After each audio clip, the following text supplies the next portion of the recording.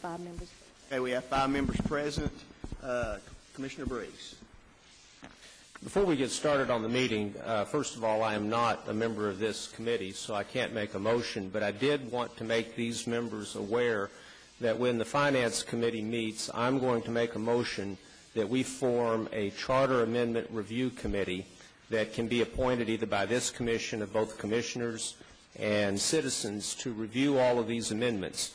What this would do would postpone the placing of the amendments on the ballot in August. For this to be successful, we're going to have the cooperation of the members of this commission and also the members of the Charter Petition Group.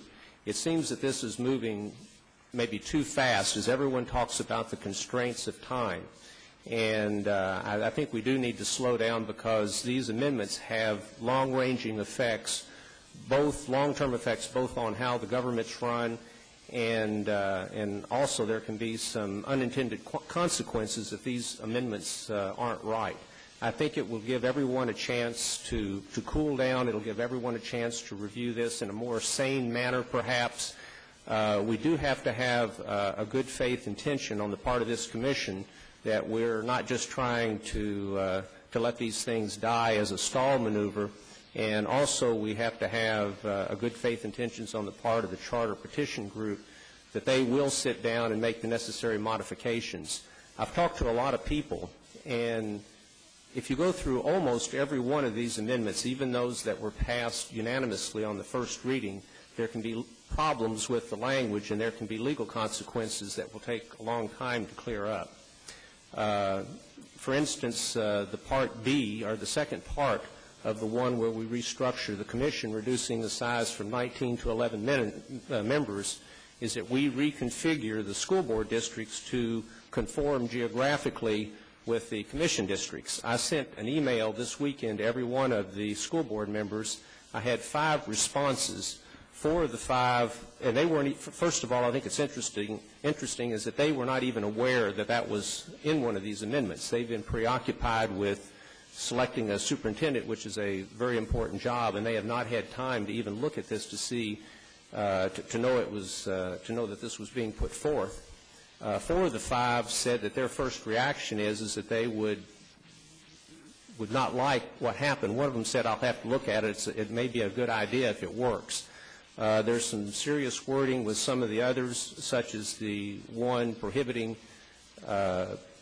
people who are employed by the county from sitting on the commission. It also, the language says either direct or indirect compensation, and I'm not sure what indirect compensation means.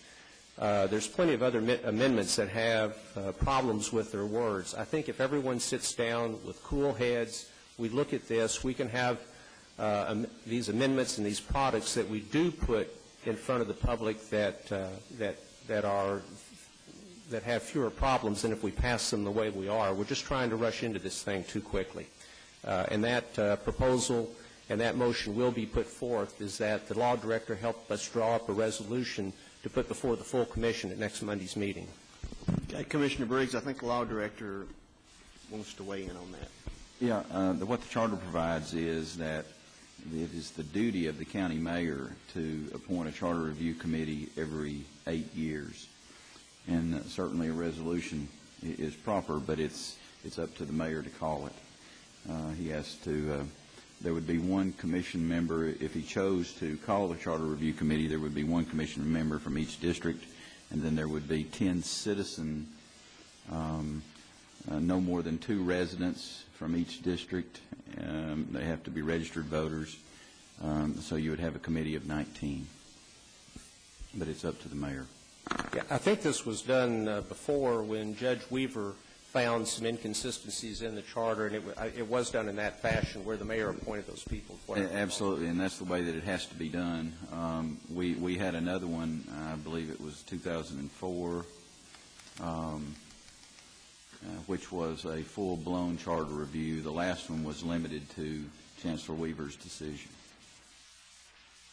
Do I? Okay. Have a response.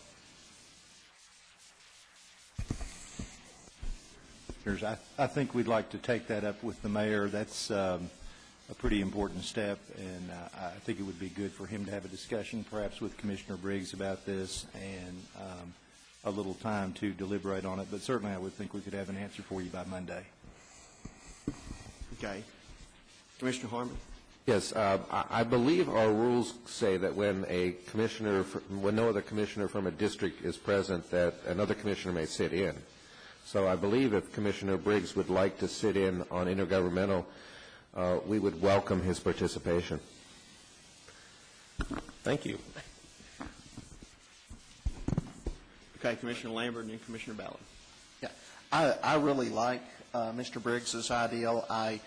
Essentially what we're talking about, when we talk about amending our charter, we're talking, this is the local version of having a constitutional convention, and amending our local charter is Knox County's version of a constitution. And I think that it's something that needs to be done with much restraint. I think we need to be very careful about what we do, and I like Mr. Briggs' idea, and if this goes forward, I am bringing charter amendments forward this month to have some provisions to where tax increases need to be ratified by the people through referendum. I would be willing to pull my potential charter amendment back if we go forward with that type of a process. I think that it's a very big thing when you start amending your charter, and I think we need to be very, very careful at how we do that. And so I very much support Mr. Briggs' ideal, and I'm willing to do the same with the charter amendments that I'm bringing forward if we do that. I think that we have to look at our government and our charter as a dynamic living document. And I think you used the terms once before, these things are not set in stone. They weren't brought down off the mountain by Moses.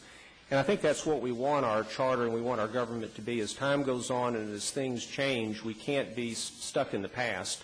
And by having periods of time where we review these, we can really decide which direction we want our government to go. And I'm not passing judgment about whether these are good or bad, but I think we need to have that discussion in a more calm and sane manner. We can do it during maybe during daylight hours when people aren't so tired where it's running till 1 or 1:30 in the morning. But I think it is important for our charter to be a dynamic document that changes with time. Okay, I guess we're on amendments to the agenda. We have any